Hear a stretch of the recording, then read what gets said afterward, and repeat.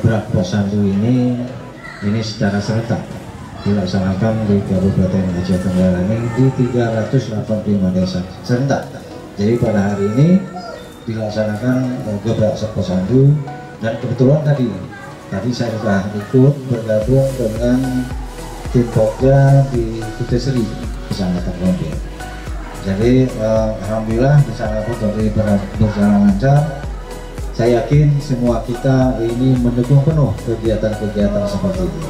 Oleh karena itu, ini adalah bagian dari menyemarakkan hari ulang tahun RI yang ke-76. Sama-sama kita ketahui Posyandu ini adalah salah satu upaya untuk perbaikan kesehatan atau menurunkan angka stunting. Ini salah satu programnya.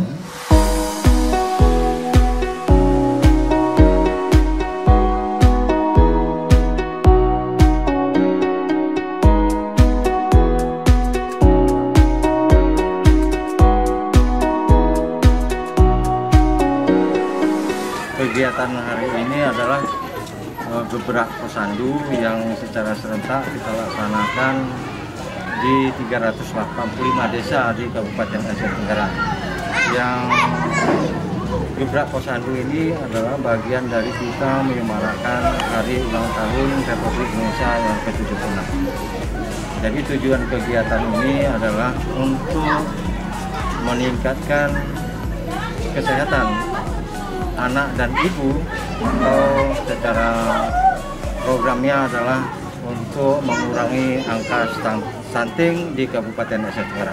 Kegiatan Gebrak Posyandu ini adalah salah satu wujud nyata yang dilakukan oleh pemerintah Kabupaten Aceh Tenggara dalam penurunan angka stunting. Yang kami lakukan kepada setiap penghulu di desa menekankan bahwa pelayanan posyandu harus sesuai dengan standar pelayanan posyandu, terutama pelayanan dilakukan menggunakan 5 meja.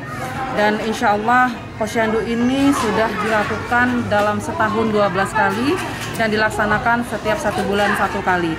Dan dilakukan di seluruh desa yang ada di Kecamatan Babu Salam. Harapan kami dalam pelaksanaan posyandu ini nantinya dapat mengurangi angka stunting di Aceh Tenggara, khususnya di Kecamatan Babu Salam, dan akan meningkatkan pelayanan kesehatan kepada masyarakat kita, terutama ibu dan balita. Terima kasih.